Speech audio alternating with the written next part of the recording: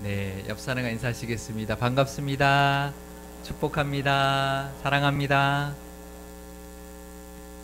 네, 오늘은 가장 좋은 길이라는 제목으로 사랑에 대하여 은혜를 나눠보려고 합니다. 고린도전서 12장과 14장에서 사도 바울은 은사에 대하여 이야기하고 있습니다. 그런데 고린도전서 13장은 우리가 잘 아는 대로 사랑장이라고 합니다. 그러면 왜 사도 바울은 은사에 대한 이야기를 12장에서 하다가 13장에서는 사랑에 대한 이야기를 하고 또다시 14장에서는 은사에 대한 이야기를 하고 있는 걸까요? 그것은 바로 사랑도 은사이기 때문에 그렇습니다. 고린도전서 12장 31절 말씀을 우리 다 함께 읽어보도록 하겠습니다. 너희는 더욱 큰 은사를 사모하라. 내가 또한 가장 좋은 길을 너희에게 보이리라. 12장에서 은사에 대한 이야기를 한참 하고 난 다음에 이 마지막 절에서 더욱 큰 은사를 사모해라. 그리고 내가 가장 좋은 길을 보여주겠다라고 그렇게 사도 바울이 말하고 난 다음에 바로 이어서 13장에서 사랑에 대한 이야기를 하고 있다는 것은 사랑이 바로 우리가 사모해야 할 가장 큰 은사라는 뜻입니다. 성경은 원래 장과 절이 나누어져 있지 않았습니다.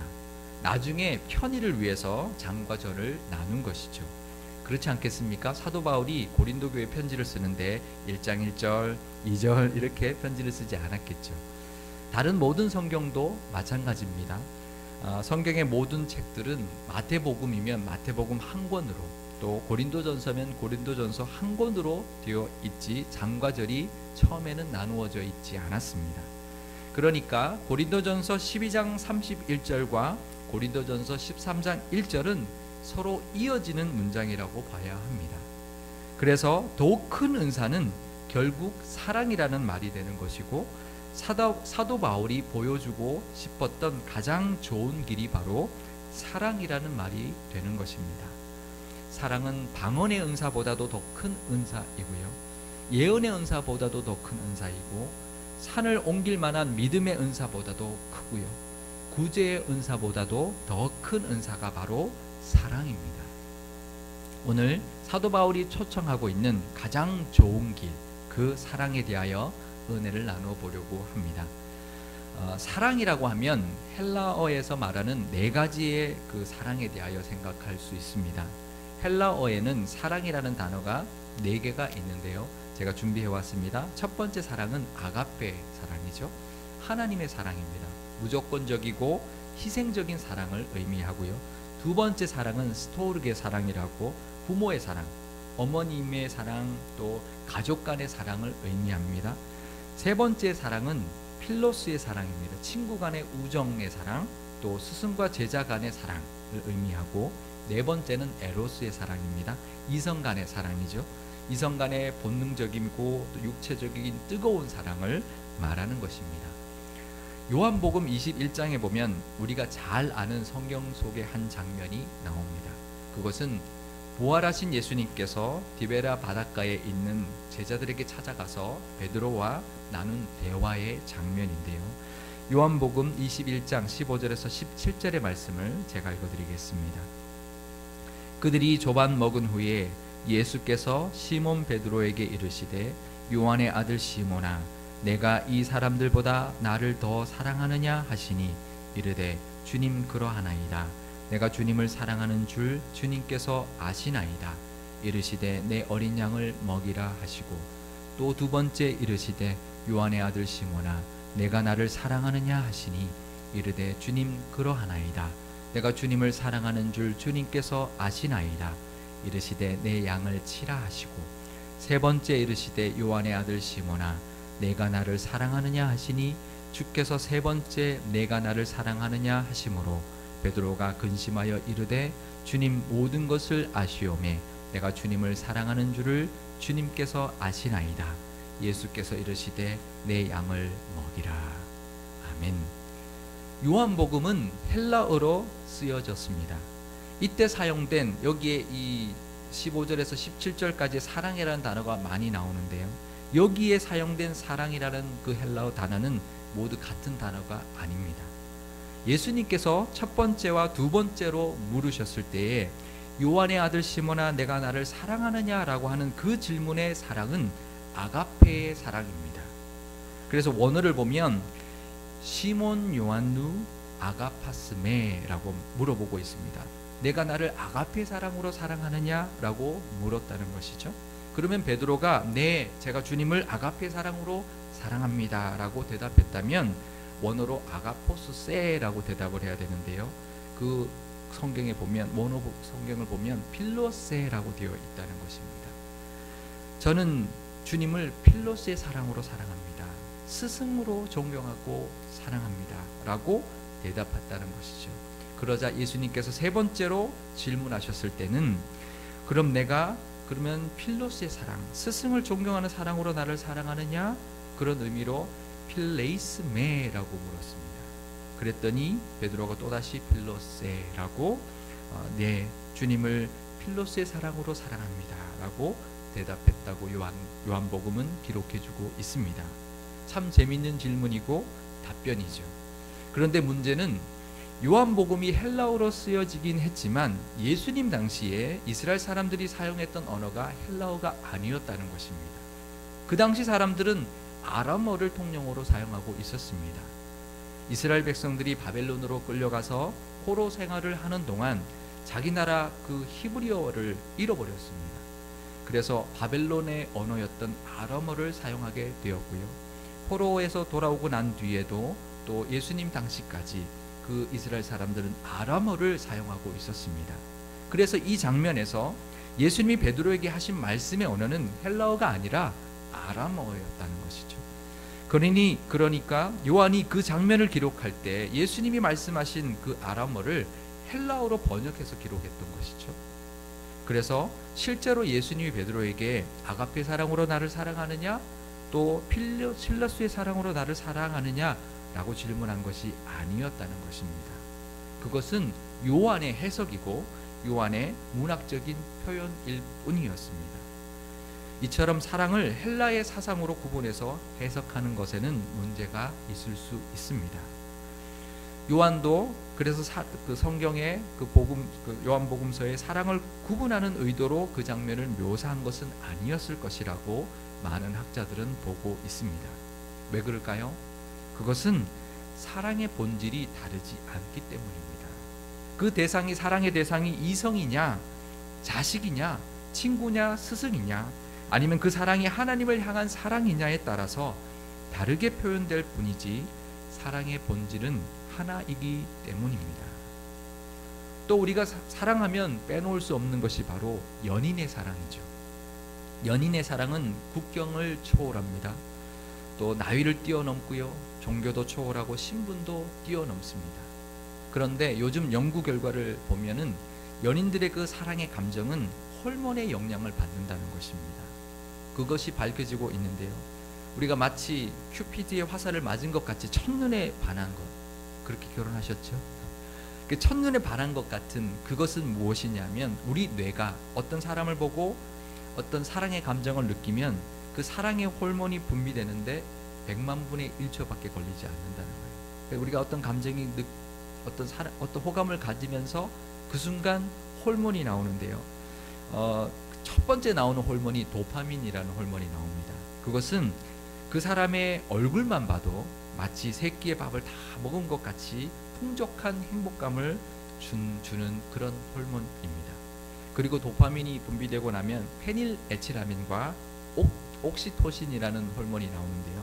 페닐에치라민은 사랑의 감정이 급격하게 상승하게 해주고 가슴이 두근거리고 행복감에 빠지게 해줍니다. 그리고 옥시토신은 육체적인 사랑을 원하게 해주는 그런 호르몬입니다.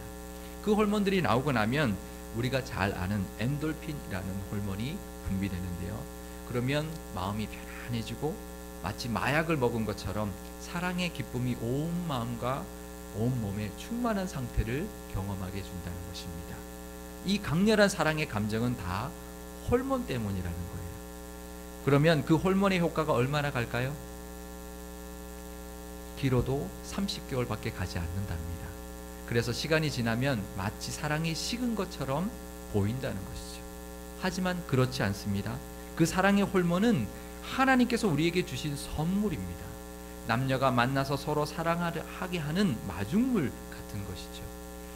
그렇게 사랑을 시작할 수 있도록 우리에게 주신 하나님의 선물입니다. 그 열정적인 사랑을 시작으로 우리는 진정한 사랑을 할 수 있어야 합니다. 그 진정한 사랑의 모습, 그리고 사랑의 본질이 바로 오늘 본문에 소개되고 있습니다. 고린도전서 13장 4절에서 7절 말씀을 우리 다 함께 읽어보도록 하겠습니다. 사랑은 오래 참고, 사랑은 온유하며 시기하지 아니하며, 사랑은 자랑하지 아니하며 교만하지 아니하며 무례히 행하지 아니하며 자기의 유익을 구하지 아니하며 성내지 아니하며 악한 것을 생각하지 아니하며 불의를 기뻐하지 아니하며 진리와 함께 기뻐하고 모든 것을 참으며 모든 것을 믿으며 모든 것을 바라며 모든 것을 견디느니라. 아멘. 지금 이 사랑을 하고 계신가요? 아무도 장담할 수 없을 것입니다. 왜냐하면 쉽지 않은 사랑이기 때문입니다. 평생 숙제처럼 수행을 하듯이 해야 하는 사랑이 바로 이 사랑입니다. 오래 참으셔야 하고요. 늘 온유해야 합니다. 시기하지 않고 자랑하지 않고 교만하지 않아야 합니다. 무례하게 대하지 말아야 하고요. 내 유익보다는 상대 유익을 더 구해야 하고 화내지 않아야 합니다. 악한 것을 생각하지 않아야 하고 불의를 기뻐하지 않고 진리인 말씀과 함께 기뻐해야 합니다. 모든 것을 참아주시고 모든 것을 믿어줘야 하고 모든 것을 바라고 모든 것을 견뎌야 합니다. 여기서 우리가 가장 주목해야 될 것은 바로 이 사랑의 본질 15가지가 모두 동사라는 것입니다. 사랑은 감정이 아니라 행하는 것이라는 것이죠. 내가 느낀 사랑의 감정은 시작이고요. 이 사랑의 15가지의 모습이 나타날 때 그것이 바로 우리가 사랑하고 있는 것입니다. 하나님이 원하시는 사랑이 바로 이것입니다. 그런데 어렵습니다. 쉽지 않습니다. 왜 이렇게 어려운 것을 우리에게 하라고 하시는 걸까요? 과연 우리가 이런 사랑 할 수 있을까요? 답은 우리 스스로는 이 사랑을 할 수 없는 존재라는 것입니다. 제가 부끄러운 간증을 하나 하겠습니다. 결혼 초기에 부부싸움을 한 적이 있습니다. 여러분도 해보셨죠? 그러고 난 다음에 제가 깨달은 것이 하나 있었습니다. 부부싸움, 결혼 초기에 하는 부부싸움은 서로 생각이 다르고 또 서로 바라는 것이 다르기 때문에 싸우는 것이죠. 그래서 솔직히 제 마음속에 제 아내에게 제가 원하는 게 뭘까라는 것을 제 혼자 곰곰이 생각을 해봤습니다. 그랬더니 제 마음속에는 이렇더라고요. 한번 들어보십시오. 나는 아침에 늦잠을 자고 있습니다.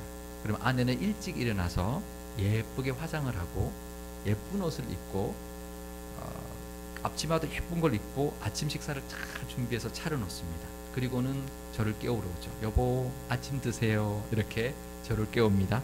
그럼 저는 일어나서 세수를 하고 식탁에 가서 아침밥을 먹습니다. 그러고 나면 뒷정리는 또 아내가 다 하고 저는 열심히 출근 준비를 해서 출근하면 또 바쁘게 따라 나와서 애교스럽게 배웅을 합니다.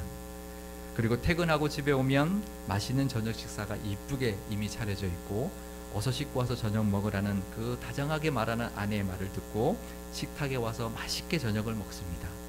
그러고 난 뒤에 저는 어디 갈까요? 소파에 가서 하루의 피로를 풀면서 TV를 보고 있으면 과일까지 예쁘게 깎아서 가져다 주는 그런 아내가 되면 좋겠다. 그것이 솔직한 제 마음이더라고요. 어떠세요? 나쁜 사람이죠. 정말 나쁜 사람이죠. 그런 나의 솔직한 내 마음을 들여다보니까 나 스스로도 내가 너무 이기적인 거예요. 나밖에 모르는 그런 사람이라는 것을 알게 되었습니다. 그때 깨달은 것이 바로 이 고린도전서 13장에 나오는 이런 사랑이 내 안에 없다는 것입니다. 우리 안에 그런 사랑이 없습니다. 이 고린도 13장에 나오는 고린도전서 13장에 나오는 사랑이 우리 안에 없습니다. 그러면 왜 하나님께서 이런 사랑, 이렇게 어렵고 힘든 사랑을 우리에게 하라고 하시는 걸까요? 그것은 바로 하나님이 먼저 우리를 이렇게 사랑하셨기 때문입니다. 이 사랑은 하나님이 우리에게 강요하는 사랑이 아니라 하나님께서 우리에게 먼저 해주신 사랑이기 때문입니다. 사랑에 있어서 가장 중요한 것이 바로 이 사랑을 깨닫는 것입니다. 하나님이 우리에게 먼저 베풀어 주셨던 그 사랑이라는 것을 깨닫고 그 사랑에 감격하는 것입니다. 고린도전서 13장 4절에서 7절 우리가 읽었던 이 말씀의 주어를 하나님으로 바꾸어서 제가 다시 읽어드리겠습니다. 하나님은 오래 참으시고요. 하나님은 온유하시며 하나님은 시기하지 아니하시며 하나님은 자랑하지 않고 교만하지 않고 무례히 행하지 않으십니다. 하나님은 자기의 유익을 구하지 않으시고 성내지 아니하시고 악한 것을 생각하지 않고 불의를 기뻐하지 않고 진리와 함께 기뻐하십니다. 하나님은 모든 것을 참으시며 모든 것을 믿으시며 모든 것을 바라시며 모든 것을 견뎌주십니다. 아멘. 그 사랑을 하나님이 십자가에서 확증해 주셨습니다. 그래서 우리가 사랑하려면 먼저 우리가 그 하나님의 사랑을 먼저 확인해야 합니다. 우리가 받았던 그 사랑, 하나님이 나에게 베풀어 주셨던 그 크신 사랑, 지금도 베풀어 주고 계신 그 신실하신 그 하나님의 사랑을 먼저 깨닫고 감격할 수 있어야 합니다. 그러면 그 사랑이 우리 안에 이제 쌓이기 시작합니다. 차오르기 시작합니다. 보통 우리는 어릴 때 좀 고생도 해본 사람이 역경을 잘 견뎌낼 것이다 생각합니다. 어릴 때 사랑받으면서 곱게 자란 사람은 인생에 힘든 일이 있으면 잘 견디지 못할 것이라 생각합니다. 하지만 연구 결과는 그렇지 않습니다. 어릴 때 사랑을 많이 받고 자란 사람일수록 인생을 더 잘 헤쳐나간다는 것입니다. 사랑을 많이 받고 자란 사람이 사랑을 받을 줄도 알지만 나눠줄 줄도 알고요. 어려움도 잘 이겨낸다는 것입니다. 왜 그럴까요? 그것은 어릴 때부터 받았던 그 사랑으로 키워져 있는 내적인 힘이 있기 때문이라는 것입니다. 그것처럼 우리도 먼저 하나님의 사랑을 받은 그 하나님이 베풀어 주셨던 그 사랑을 먼저 확인하고 그 사랑을 깨닫는 것이 필요합니다. 하나님께 받은 사랑이 우리 안에 가득 채워질 때, 그 사랑이 우리 마음에 차고 넘칠 때 비로소 우리가 남을 사랑할 수 있는 힘이 생긴다는 것입니다. 이타적인 사랑, 아가페적인 사랑을 그제서야 할 수 있게 되는 것입니다. 그래서 우리는 부부싸움을 하면 어디로 가야 될까요? 하나님께로 나가야 합니다. 누구와 갈등이 있다면 어디로 가야 할까요?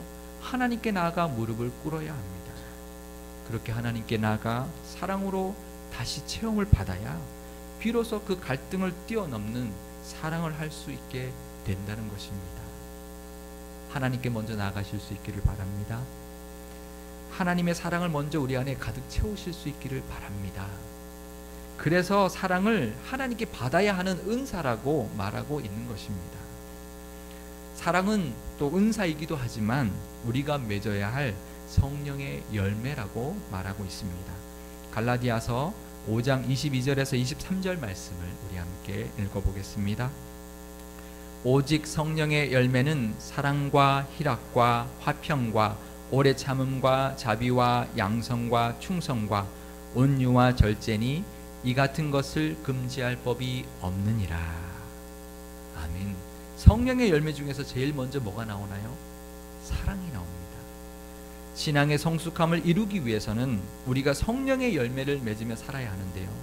그 성령의 열매 중에서 제일 우선되는 것이 바로 사랑이라는 것입니다.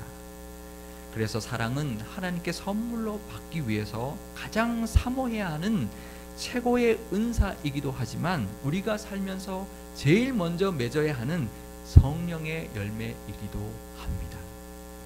고린도전서 13장 13절 말씀을 제가 읽어드리겠습니다. 그런즉 믿음, 소망, 사랑 이 세 가지는 항상 있을 것인데 그 중에 제일은 사랑이라. 믿음은 우리를 구원에 이르게 하고요. 하나님을 신뢰하면서 이 세상에서 담대하게 살아가게 해줍니다. 소망도 그렇습니다.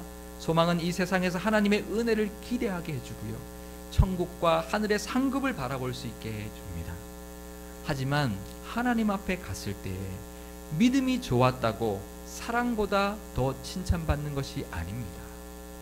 소망으로 잘 이 세상을 살아왔다고 사랑보다 더 칭찬받는 것도 아닙니다. 왜 그런지 아십니까? 그것은 믿음과 소망은 나 자신을 위해서 나 자신의 믿음에 유익한 것이지만 사랑은 남에게 유익한 것이기 때문입니다. 사랑이 믿음과 소망보다 교회에 더 덕을 세우는 것이기 때문입니다. 사랑이 얼마나 깊었는가, 사랑의 열매를 얼마나 맺었는가, 사랑의 행위가 얼마나 나타났는가가 그것이 바로 하나님 앞에 갔을 때 가장 칭찬받을 일입니다. 사랑을 가장 우선으로 삼으시는 저와 여러분 되시기를 바랍니다. 그래서 우리는 사랑해야 합니다. 가장 큰 은사이면서 제일 먼저 맺어야 하는 성령의 열매, 믿음, 소망, 사랑 중에서 제일인 사랑을 하며 사는 것이 바로 가장 좋은 길입니다. 사도 바울이 권하고 있는 가장 좋은 신앙의 길이 바로 사랑이라는 것입니다. 그 신앙의 길을 걸어가는 저와 여러분 되시기를 축복합니다. 이번 주간에 설 명절이 있습니다. 먼저 하나님께 나아가서 사랑의 은사의 그 체험을 받으시기를 바랍니다. 그래서 그 사랑으로 무장하고 명절을 보내시고 친척들을 만나실 수 있기를 바랍니다. 그래서 사랑의 열매를 많이 맺는 그런 복된 설 명절, 또 믿음, 소망, 사랑 중에서 사랑이 제일임을 몸으로 보여주는 그런 우리 상일교회와 상일교회 모든 성도님들이 다 되시기를 주님의 이름으로 축원드립니다. 기도하시겠습니다.